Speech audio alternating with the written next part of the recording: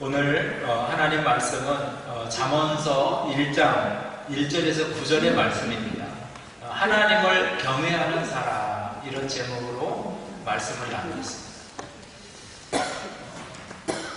우리가 성경을 읽을 때 가장 중요한 기준이 있어요. 기준이 뭐냐면은 성경을 구속사적인 원리를 가지고 읽어야 된다.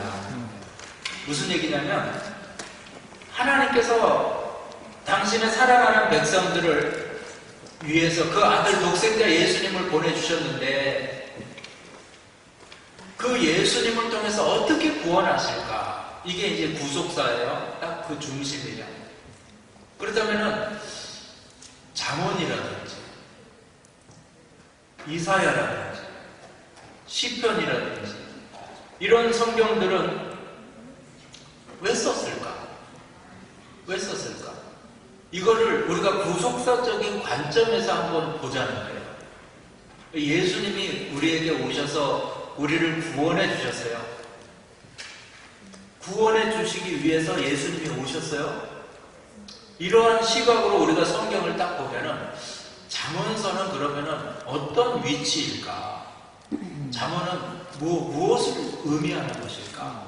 그래서 제가 결론부터 말씀드리면 잠언에 나오는 지혜나 지식이나 하나님 경외함이나 이런 걸 다 이거는 예수 그리스도를 상징해요. 예수님을 상징해요. 그래서 이게 구속사적인 관점으로 성경을 열어가는 거예요. 자, 이거를 우리가 베이직에 깔고 이 잠언서의 특징이 있어요. 잠언은 우리가 인생을 살아가는데 훈계가 되는 짧은 말을 뜻합니다. 이것의 특징은 우리보다 먼저 신앙생활을 한 믿음의 선배들이 직접 삶에서 경험하고 깨달은 진리를 기록해 놓은 거예요. 자, 율법이나 선지서가 구속사적인 관점에서 우리가 구원받고 하나님 나라에 들어가기 위해서는 하나님 사랑하고 이웃을 사랑해야 된다. 이것에 대한 선언이고 직접적인 선포예요. 그러니까 율법에 그렇게 나오는 거예요. 그러면은 어떻게 하나님을 사랑해야 사랑하는 겁니까? 내 이웃이 누굽니까? 내가 이웃에게 어떻게 해야 됩니까? 이런 구체적인 삶의 태도에 대해서는 잠언이라든지 전도서와 같은 지혜서에서 말씀을 하고 있다는 거예요. 그래서 우리가 일종의 이 잠언이나 전도서는 율법의 지침서예요. 율법을 어떻게 지킬 수 있는가 이거예요. 여러분 속담이 있잖아요. 하룻강아지 법무서운 줄 모른다. 우리 안희숙 권사님 앞에서 피아니스트들이 딱 치면 하룻강아지가 법무서운 줄 모른다. 우리 살아계신 교수님들 중에 연세가 제일 많은데 아직까지도 연주회를 하는 분은 우리 권사님 뿐일 겁니다. 하여튼 저 연세에 관절 튼튼하도록 기도 많이 해주세요. 바로 그런 걸 의미하는 거죠. 의미하는 거예요. 강도를 만났을 때는 어떻게 해야 돼요? 때려 눕힌다? 아니죠. 36개 주랭나. 바로 이런 게 삶의 지혜라는 거예요. 삶의 지혜. 원래 지침서는 다 아는 내용이에요. 사람들이 다 알아요. 예를 들자면 여러분 공무원 해외여행 지침서가 있어요. 여러분 알아요? 몰라요? 모르죠? 공무원들은 다 알아요.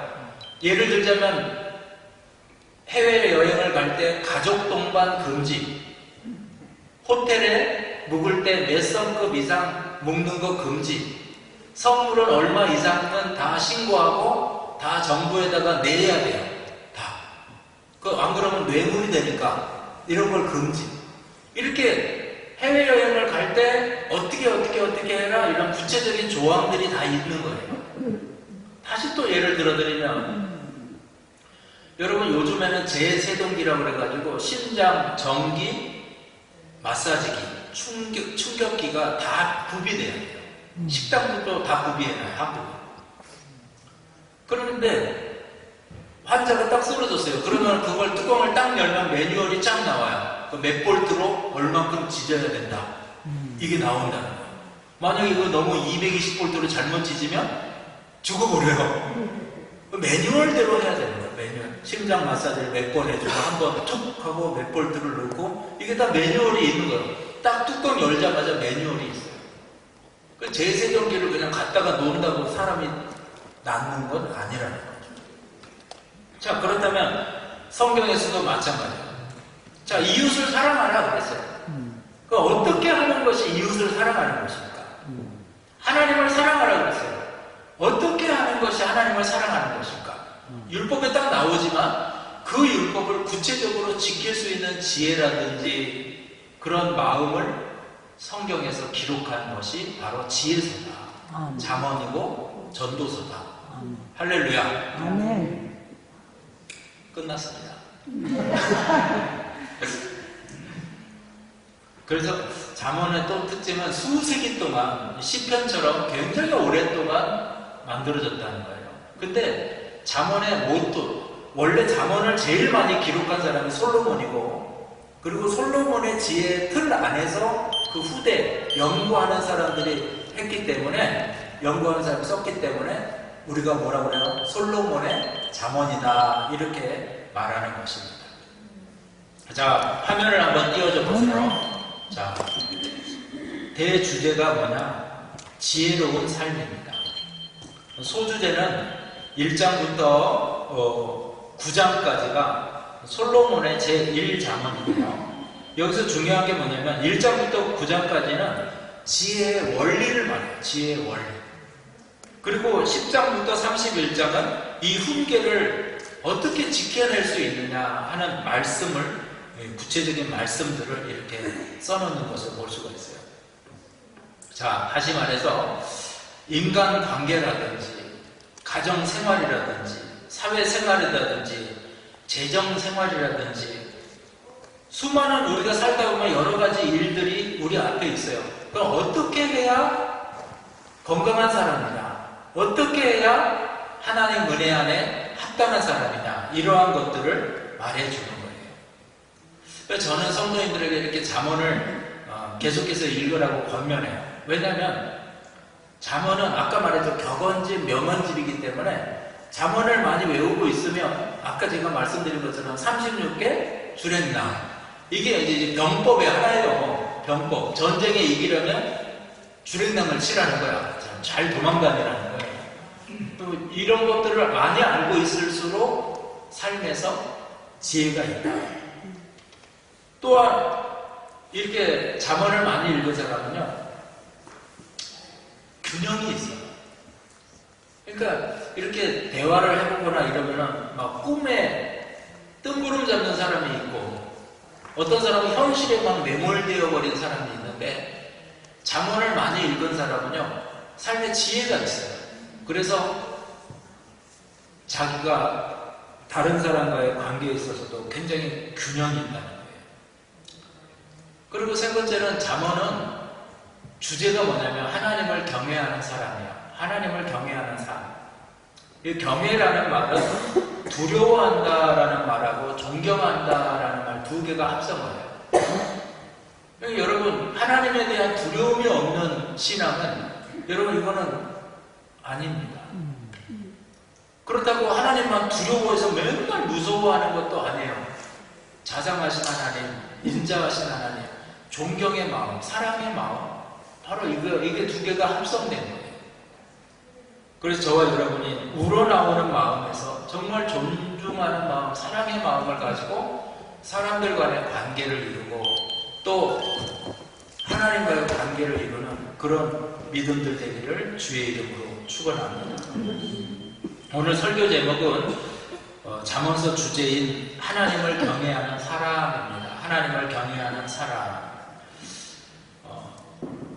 요즘 세상은 지식과 정보가 넘쳐나요. 손 안에 스마트폰 하나만 딱 잡으면 모르는 게 없고, 검색하면 어떤 것이든 해답이 바로바로 와요. 근데 여러분 이상하지 않아요? 이렇게 정보가 많고 이렇게 의문점 나면 바로바로 해결할 수 있는 게 있음에도 불구하고 사람들은 뭐가 옳은지, 어떻게 살아야 하는지 이런 거를 정작 모른다는 거예요. 정작 내가 어떤 것이 지혜로운 삶인지, 내가 어디에 인생의 목표를 두고 살아야 하는지 이거를 모른다는 거예요. 오늘 성경에서는 그걸 가르쳐요. 진짜 지혜는 어디서 시작되느냐? 우리 1장 7절 보겠습니다. 잠언서 1장 7절. 야훼를 경외하는 것이 지식의 근본이오늘 미련한 자는 지혜와 훈계를 멸시하느니라. 여러분, 진짜 지혜는 하나님을 경외하는 것부터 시작돼요. 진심으로 하나님을 존중하고 진지하게 내 삶의 태도를 바라보는 것, 하나님을 내 인생의 중심 축으로 삼는 것, 이게 굉장히 저와 여러분 인생에서 중요해요.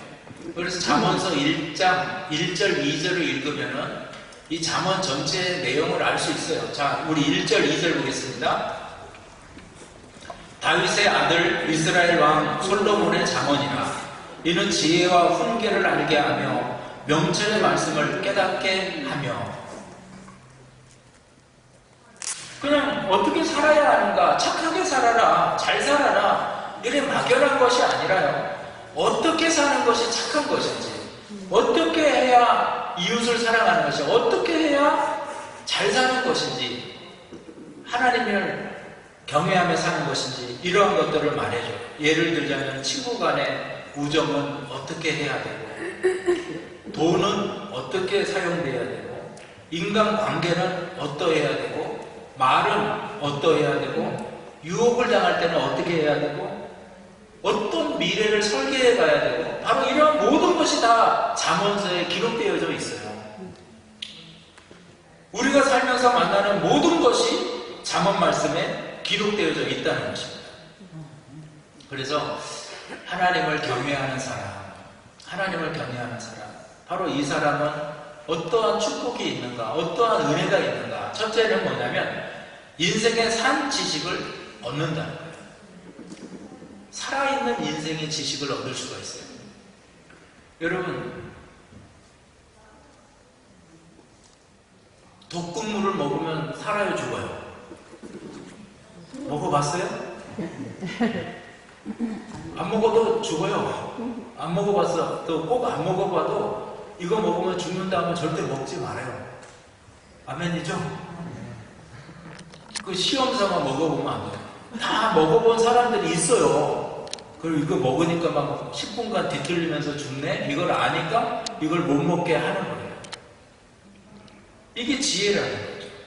살면서 나온 지혜라는 거죠. 근데 우리보다 앞선 지혜자들의 신앙의 삶에서 경험한 것을 그대로 가르쳐 주는데, 그거 믿고 살면 우리도 동일한 은혜가 임하는 거예요. 이게 살아있는 지식이라는 거죠. 잠언서 1장 2절 보겠습니다. 이는 지혜와 훈계를 알게 하며 명철의 말씀을 깨닫게 하며. 이 말씀 읽으면 이거 깨달을 수 있어요. 잠언서 1장 7절이요. 야훼를 경외하는 것이 지식의 근본이오늘 미련한 자는 지혜와 훈계를 멸시하느니라. 여기 우리가 읽은 말씀들, 잠언서가 주는 세 가지 중요한 단어가 있어요. 잠언서에 자주 나오는 세 가지 중요한 단어가 있는데, 첫째는 지혜라는 거예요. 지혜. 이 호크마라는 말이에요.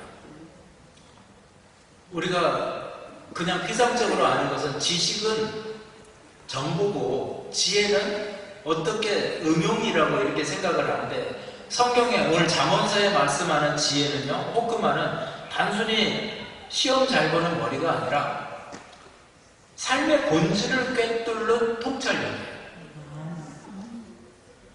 그리고 판단력이에요. 그리고 올바른 선택이에요. 지혜 있다, 지혜롭게 선택하라. 이것은 하나님 보시기에 합당하게 바르게 선택하는 거예요. 우리 인생은 선택의 연속이잖아요. 또 이 지혜라는 말이 나와요. 지혜.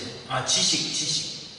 다트라는 건데, 원어는 인식하다, 지식, 이해, 이런 뜻을 가지고 있어요. 근데 이것도 원어로 보면은 단순한 정보 전달을 습득하는 이런 게 아니고 하나님의 관계 속에서 살아가는 통합적인 이해력을 말해요. 좀 어렵죠? 쉽게 말하면, 하나님이 원하는 게 이거구나, 이걸 깨닫는 거예요. 아는 거예요. 이게 지식이에요. 이렇게 하니까 하나님의 좋아하시는구나. 이렇게 하니까 하나님이 영광 받으시는구나. 이렇게 하니까 내게 축복이 오는구나. 이렇게 하니까 내가 안 되는구나. 이렇게 하면 안 되는구나. 이거를 깨닫게 되는 것이 바로 지식이라는 거예요. 지식. 그래서 이 지혜와 지식의 출발이 어디냐? 하나님을 경외하는 것이다. 이 세 번째 단어가 경외하다. 아까 제가 잠깐 설명드렸지만 경외하다라는 말은 이르한데 원어로 단순히 벌받을까봐 무서워하는 감정이 아니라 진심으로 하나님을 두렵고 떨림으로 높이는 거예요. 높여드리는 거예요. 삶의 태도에 있어서 여러분의 삶에 좀 정직함도 필요하지만 여러분의 삶을 좀 존중해 줄 필요가 있어요. 여러분의 인생이 가치 없어요?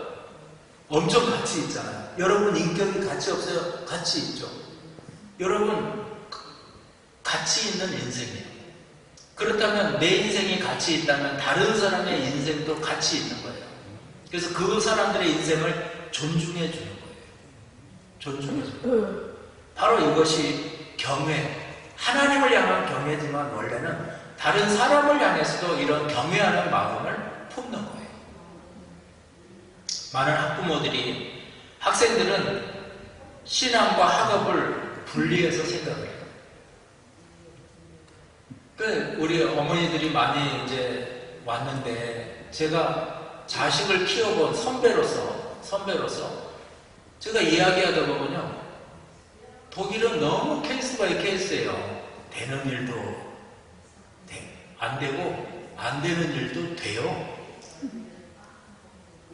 누굴 만나느냐에 따라서 그렇게 되고 어떤 상황이냐에 따라 그렇게 되고 이제 교육에 대해서 제가 이렇게 이야기를 하다 보면은 제가 그냥 나오는 말이 하나님이 하셨어요. 하나님의 은혜였어요. 이렇게밖에 말할 수가 없어요. 진짜라니까 이걸 어떻게 말로 이렇게 정리할 수가 없어요.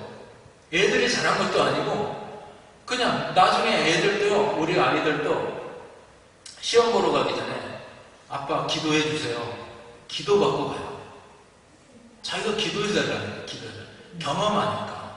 새 학기 시작하면 기도해 주세요. 기도 부탁을 해요.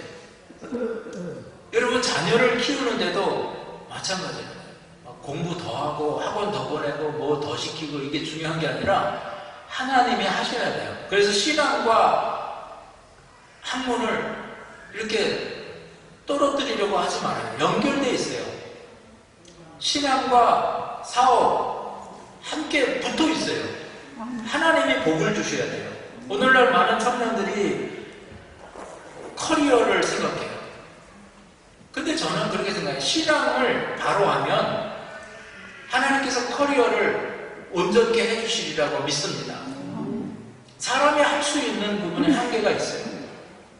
예배는 나중에 보면 되지. 아니에요. 지금 이 예배는 다시 돌아오지 않아요. 여러분 그래서 하나님, 좋으신 하나님이지만 두렵고 떨림을 품어야 돼요. 아멘입니까? 하나님 무서운 하나님이에요. 무서운 하나님이에요. 두려움을 가지세요. 그러나 좋으신 하나님, 인자하신 하나님, 이거를 깨달으라는 거예요. 하나님을 경외하는 사람은 자신이 무엇을 위해 공부해야 되는지를 알아요. 하나님을 경외하는 사람은 하나님께서 왜 나를 여기에 보내셨는지를 안다는 거예요.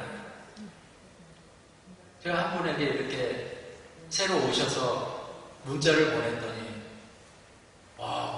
답신이 와서 너무나 예의 바르고 좋은.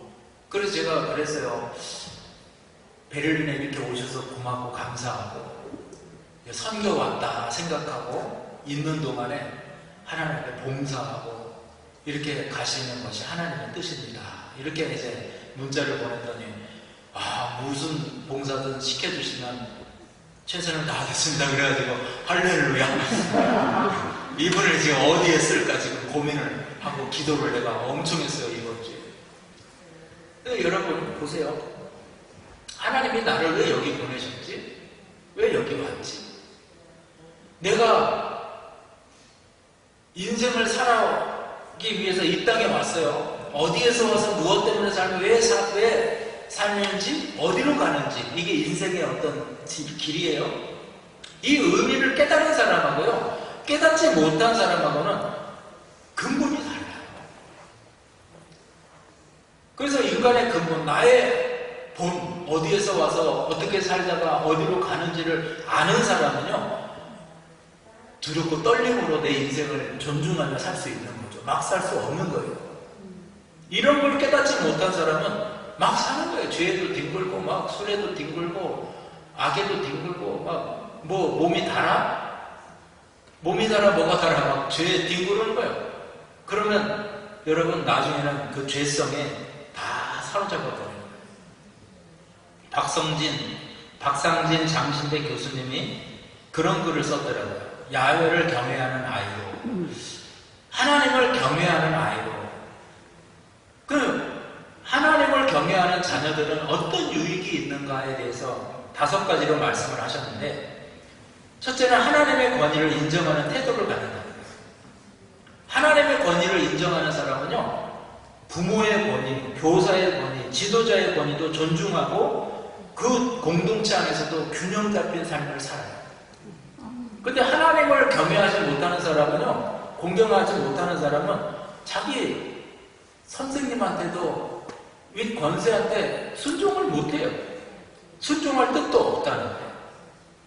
그래서 우리 자녀들이 하나님 경외하게 만들라는 거예요.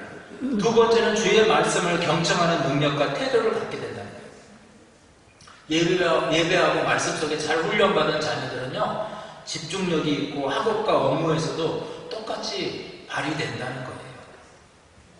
세 번째는 인격 속에서 하나님의 성품이 형성되는 거예요. 저와 여러분 신앙의 목표는 예수님 닮는 거예요. 인격적으로 성품적으로 예수님 닮는 거예요. 이런 인격이 형성되어져 가는 거예요. 네 번째는 믿음 안에서 비전과 꿈, 목적 의식을 갖는다.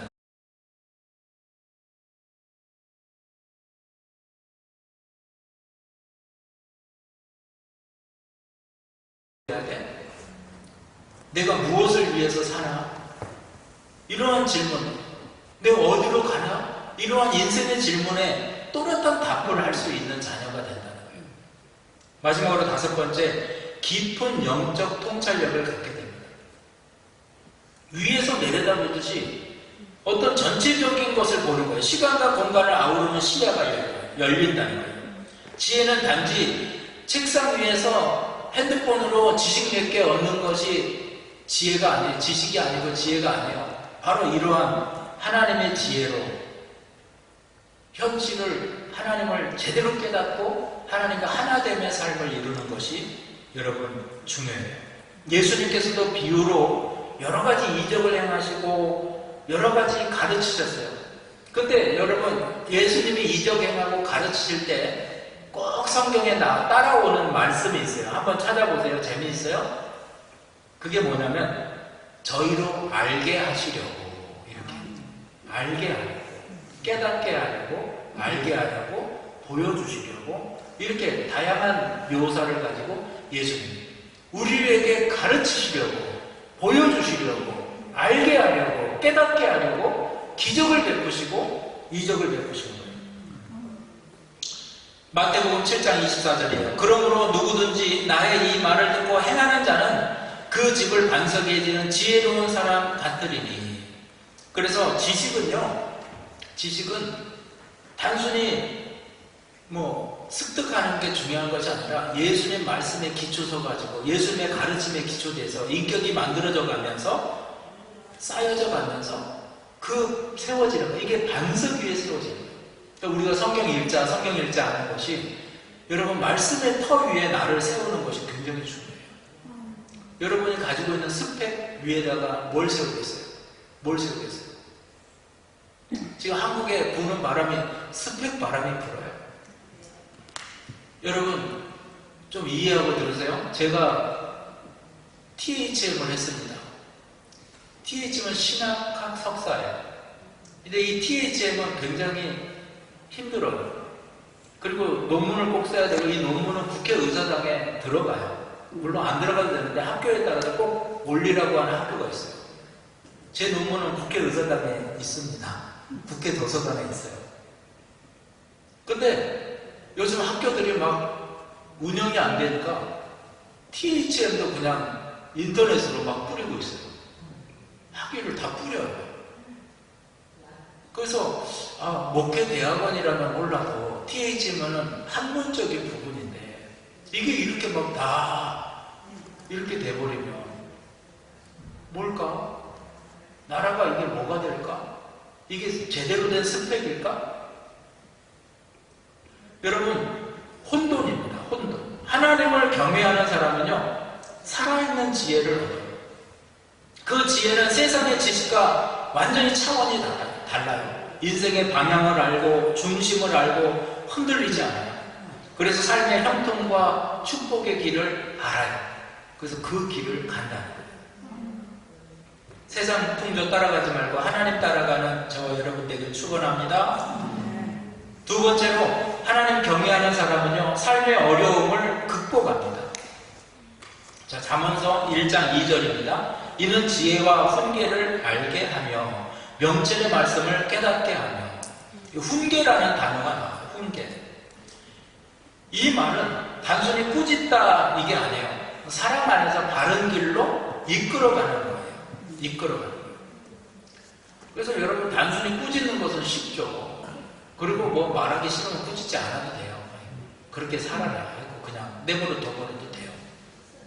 그러나 하나님께서는 훈계하셔요. 하나님이 훈계하세요. 때론 고난을 통해서 우리를 다듬어 세워가기도 하시고요. 때로는 사람을 만나게도 하시고요. 때로는 환경을 그렇게 만드세요. 여러분, 야곱은 세계적인 사기꾼이죠.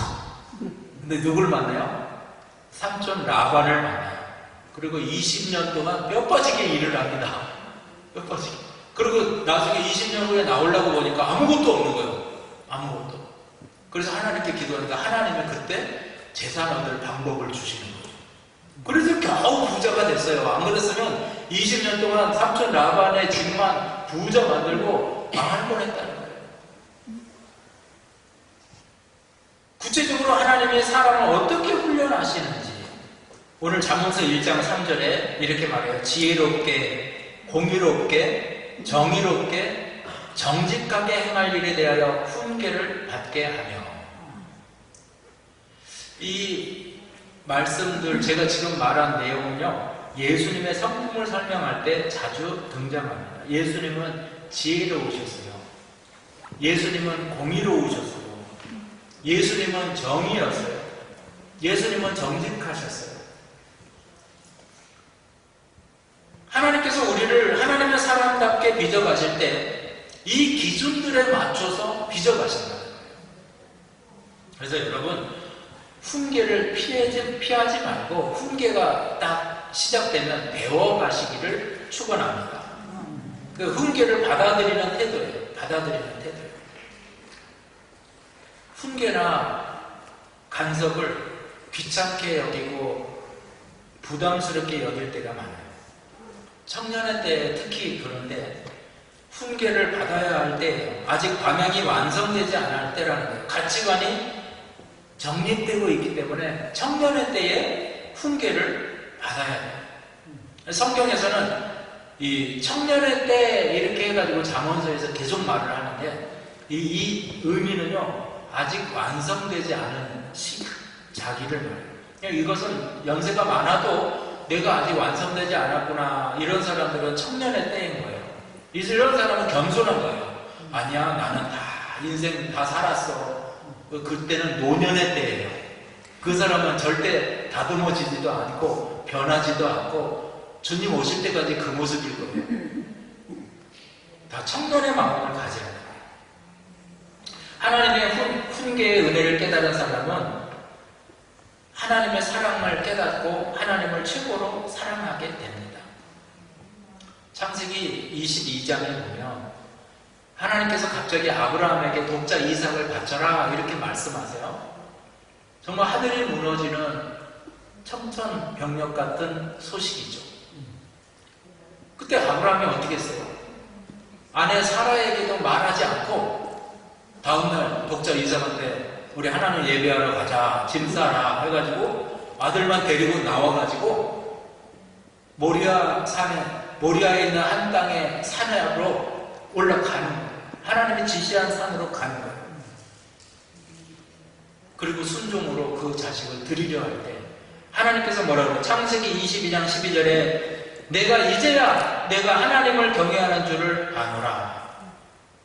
그리고 그 제사를 하나님은 기뻐 받으시고 다른 양을 대신해서 제사로 받으시는 것을 볼 수가 있어요. 바로 이게 훈련이라는 거예요. 훈련이 끝났을 때 우리는 더 깊은 은혜를 깨달아요. 하나님의 은혜의 훈련을 여러분 깨달아야 돼요. 또 하나님의 훈련의 은혜를 깨달은 사람은요, 하나님의 말씀에 순종하며 헌신할 수 있어요. 자, 요한복음 14장 21절입니다. 나의 계명을 지키는 자라야 나를 사랑하는 자니 나도 그를 사랑하며 그에게 나를 나타내리라. 그래서 이 말씀의 은혜 안에서 참된 순종과 헌신이 나타날 수 있는 거예요. 여기 지혜와 공의와 정의, 정직을 우리 원어에 좀 성경적으로 제가 해석을 해보면 지혜라는 것은요, 말과 행동에 경솔하지 않고 신중합니다. 공의라는 것은요, 상황에 따라 다르게 판단하지 않고 하나님의 기준을 따릅니다. 정의라는 것은 나만 옳은 게 아니라 모두에게 옳은 선택을 합니다.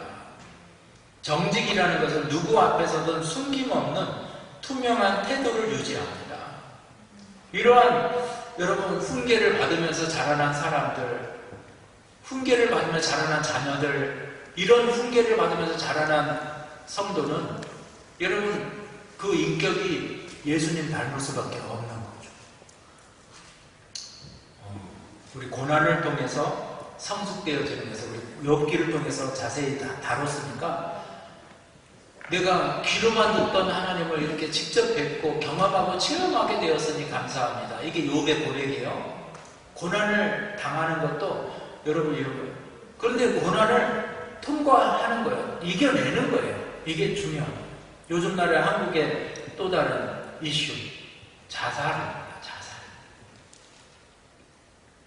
이 자살의 원인을 보니까 거의 80%가 이상이 우울증이에요. 우울증의 문제가 자살이에요. 자살. 이게 뭐예요? 왜 그래요? 고난이 하도 극심하니까요. 이 고난을 이겨낼 능력이 내게 없으니까 바로 자살이라는 것을 택해버린 거예요. 도피하고 회피하는 거죠. 그러니까 한국에 지금 우울증이 많아지고 있고 질환들이, 또 하나는 자살이 많아지고 있다. 이게 사회 문제로 대두되고 있다. 그러나 건강한 신앙인은 삶의 어려움을 극복합니다. 마지막 세 번째로, 하나님을 경외하는 사람은 지혜로운 길을 선택합니다. 자, 여러분 잠언 1장에 보면은요, 흥미로운 구도가 딱 나오는데 내 아들아라는 표현이 19번이 나와요. 그리고 지혜라는 단어가 31번이 나오고요. 그리고 음녀나 미련한 여인이라는 말이 12번이 등장을 해요. 다시 말해서 사랑하는 아들을 사이에 두고 지혜와 음녀가 서로 당기는 형식으로 되어 있다는 거예요. 어디로 쏠리느냐에 따라서 그 인생이 결정되어지는 거예요. 그래서 잠언서에는 계속해서 두 갈래의 길을 대조해요. 2장에 보면은 생명의 길과 사망의 길을 대조하고요. 4장에 보면은 의인의 길과 악인의 길을 대조하고요. 3장 30절에 보면은 의인의 집과 악인의 집을 대조해요. 그리고 이거 철저하게 대결 구도로 이루어져 있어요. 어떤 길을 갈지, 어떤 가치관을 따를지, 어떤 상황을 붙들지, 그건 자기의 선택이라는 거예요. 근데 여러분, 지혜의 길을 선택하기를 주의 이름으로 축원합니다. 아멘. 이 지혜, 잠언의 지혜는 뭐라고 그랬어요? 예수 그리스도를 상징한다 그랬죠? 그러니까 항상 믿음의 길을 선택하는 저와 여러분 되기를 축원합니다. 자, 먼저 보면 어리석은 자와 지혜 있는 자를 대조하는 잠언 9절인데 오늘 본문 4절에서 6절 보겠어요? 어리석은 자를 슬기롭게 하며 젊은 자에게 지식과 근신함을 주기 위한 것이니 지혜 있는 자는 듣고 하치기 더할 것이요 명철한 자는 지략을 얻을 것이라. 잠언과 비유와 지혜 있는 자의 말과 그 오묘한 말을 깨달으리라. 흥미로운 것은요, 아까도 잠깐 설명했지만 젊은 자예요. 젊은 자. 젊은 자가 어리석은 자와 같은 쪽에 묶인다는 거예요. 그러니까 젊은 자, 어리석은 자, 지혜 없는 자 이렇게 묶어진 거예요. 여기에 젊은 사람은 인생의 경험이 충분치 않은 거예요. 그리고 경거망동할 수 있는 나이라는 거예요. 여러분, 저만 해도 벌써 인생을 좀 살았기 때문에 딱 보면 조금 압니다. 조금 알아요. 어떤 상황을 보거나 말을 몇 번 섞어보면 알아요. 그러면 내가 사랑하는 사람이 있으면 야야 저 사람 조심해라 그렇게 말하면 이제 이게 또 역효과가 돼가지고 돌아오니까 그렇게 말 안 하고 막 이제 부연 설명을 하고 이럴 때는 이렇게 하고 해서 알려줘요. 그죠? 그러겠어요? 안 그러겠어요? 진짜 사랑하는 사람이라면 요거는 하지 말고 요거 조심하고. 이게 어른들이 그래요. 어른들이. 부모가 결혼하겠다고 누구랑 이렇게 데려오면 딱 보고 경험해 보니 아니야. 이 결혼했다가는 곧 이혼하게 생겼어요. 그럼 풍기박산 나겠어. 인생이. 그 부모 입장에서 야 그거 아니다. 그 사람 아니야. 말할 수 있죠. 근데 내 인생은 나의 것이에요. 이러면서 이제 반항을 하고 막 우기고 반대로 가고 따지고 그래요. 제가 맡았던 교구, 한국에 이 교구가 있는데 거기에 결혼을 하고 자매를 데려왔는데 아니에요. 그러니까 부모가 이거 아니다. 정말 아니다. 그러니까 이 아들이 50이 넘도록 취직도 안 하고 일도 안 하고 결혼도 안 하고 그냥 부모 밑에서 막 나 책임지셔 하고 사는 거예요. 그 부모가 막 근심이 가득해서 인생을 살아요. 바로 이게 젊음의 오늘 말하고 있는 젊음, 어리석은 자 바로 여기에 대한 말이에요. 여러분 누가 얘기하면 하나님이 말씀하시거나 인생의 깊은 사람이 얘기를 하면 그 말을 경청하고 마음에 새길 줄 아는 사람이 지혜 있는 사람이에요. 그걸 막 그냥 어긋장 내가지고 나 평생 먹여 살리시오. 나 이제 결혼도 안 하고 나 이렇게 살 거니까 이제 이러고 살면 다 죽는 거죠. 다 죽는 거죠. 이게 어리석은 사람이라는 거예요. 잠언서 1장 8절에서 9절에요. 내 아들아 내 아비의 훈계를 들으며 내 어미의 법을 떠나지 말라. 이는 내 머리에 아름다운 관이요 내 목에 금사슬이니라. 자, 아까 젊은이하고 대조해서 아비, 어미가 나와요. 물론 젊은이는 연약한 저와 여러분이고 아비와 어미는 하나님입니다.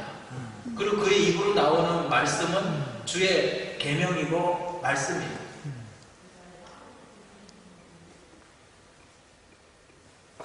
지혜 있는 사람은 어떻게 한다고요?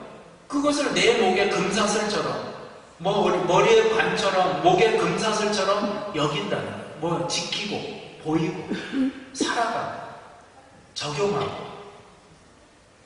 본문의 해석의 중요한 부분이에요. 잠언서를 해석함에 있어서 중요한 부분이에요. 잠언서가 수집될 당시에 유대 문화를 생각해보면 제대로 된 유대인이라면 하나님을 섬기고 경외하며 사는 세대를 말해요. 기성세대란 뭐냐? 하나님을 경외하고 하나님의 뜻대로 살아가고 있는 것을 가정하고 그 교훈을 받아들이고 그 교훈을 본받아 살아가는 새로운 세대, 젊은 세대를 말해요. 그러니까 지금까지 이렇게 내려오고 있는 전통, 규칙, 하나님의 뜻, 이거를 깨야 된다. 바꿔야 된다. 이렇게 해가지고 뭐 바꾸고 깨고 이런 것이 반드시 좋은 것이 아니라는 거예요. 우리가 유대인의 관점에서 율법의 테두리 안에서 하나님을 경외하는 신앙 안에서 지금 말씀을 드리는 거예요. 개혁이라든지 변화라든지 이걸 다 나쁘다고 제가 말하는 것은 아닙니다. 이러할 때 저와 여러분에게 하나님이 구하는 것은 명철이라는 거예요. 명철. 더 구체적으로 하나님의 우리에게 하는데 우리가 마주해야 될 수많은 결정들, 우리가 만나야 될 사람들, 어떤 직장을 택할런지, 어떤 말을 해야 될런지 여기 기준점을 명철로 삼으라는 거예요. 명철로 삼으라. 하나님을 기준 삼아서 행동하는 게 바로 명철이라는 거예요. 그래서 우리 앞에는 지혜의 초청이 있어요. 그리고 또 음녀의 초청이 있어요. 제가 적나라하게 한번 읽어드릴게요. 지혜가 우리를 초청해요. 하나님이 우리를 초청하는 거예요.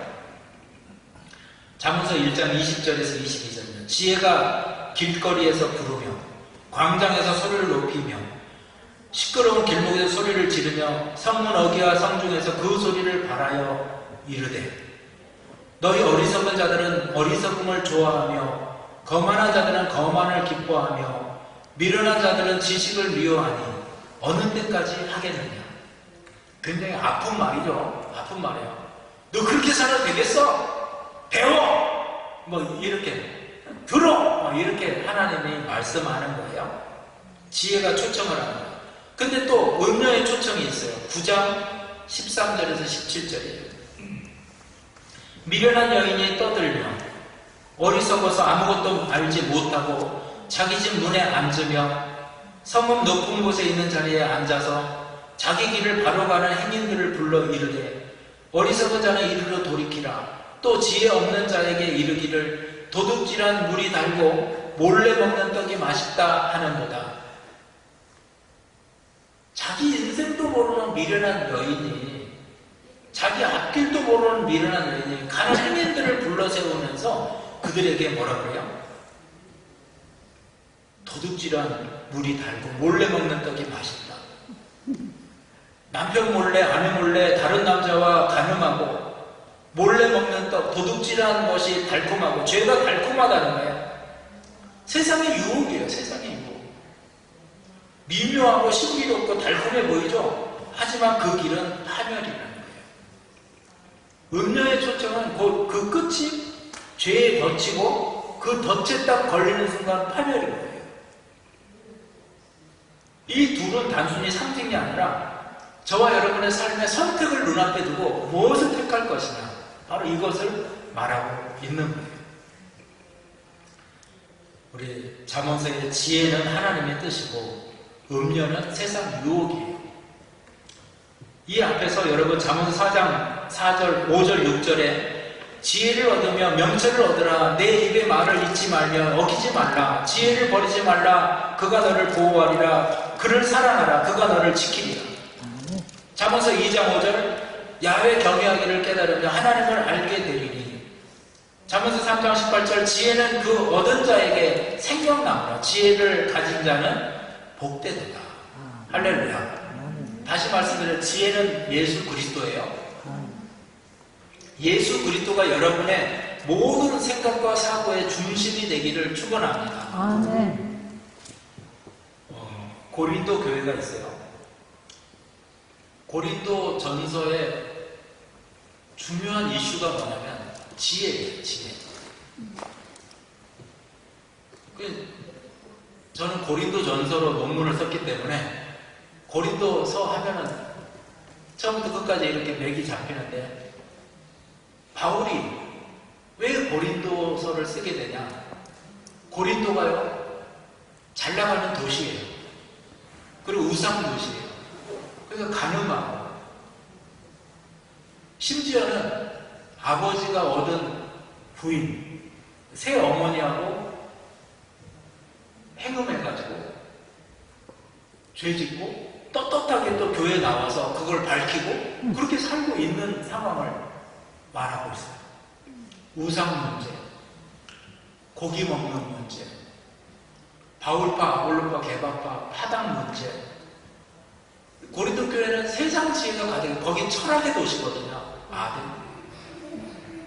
그러니까 철학이 발달하고 자기 생각이, 세상 지식이 발달해야 되는 것이죠. 근데 여러분, 바울이 거기에 계속해서 말하는 것이 하나님의 지식.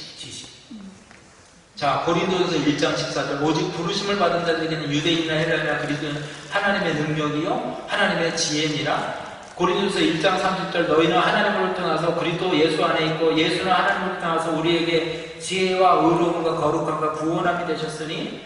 고린도전서 2장 6절에서 7절에도 우리가 온전한 자들 중에서 지혜를 말하노니. 그리고 7절에도 오직 은밀한 가운데 있는 하나님의 지혜를 말하는 것이고. 그러니까 하나님의 지혜를 가지라는 거예요. 세상 지혜 지식 갖지 말고 하나님의 지식, 하나님에 대한 지혜를 가져야 세상 음료를 이길 수 있다는 거예요. 음료들은 지금도 소리를 내요. 음탕한 소리를 내면서 사람들을 미혹하고 유혹해요. 그런 환경을 만들어서 대적하라고 그러고 하나님을 미워하라고 해요. 그런데 베드로전서 5장 8절로 9절에 근신하라 깨어라 너희 대적 마귀가 우는 사자같이 두루다니며 삼킬 자를 찾나니 너희는 믿음을 굳건하게 하여 그를 대적하라. 이는 세상에 있는 너희 형제들도 동일한 고난을 당한 줄을 알미니라. 할렐루야. 이런 세상적인 지혜 지식을요 오직 예수로, 성령으로 이기고 승리하는 저와 여러분 되기를 주의 이름으로 축원합니다. 자, 결론적으로 말씀드립니다. 잠언은 단순한 격언이나 인생의 조언이 아니에요. 하나님을 경외함이 모든 삶의 문제의 해답이다. 이것을 제시하고 있어요. 진정한 지식의 시작, 인생의 방향, 삶의 지혜는 하나님을 경외하는 데서부터 출발한다. 왜? 내가 어디에서 와서 무엇 때문에 살며 어디로 가는지를 깨닫지 못하면 인생 허송세월할 수밖에 없다는 거예요.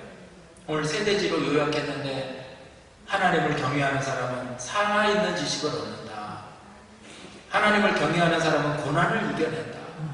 하나님을 경외하는 사람은 지혜로운 길을 선택한다.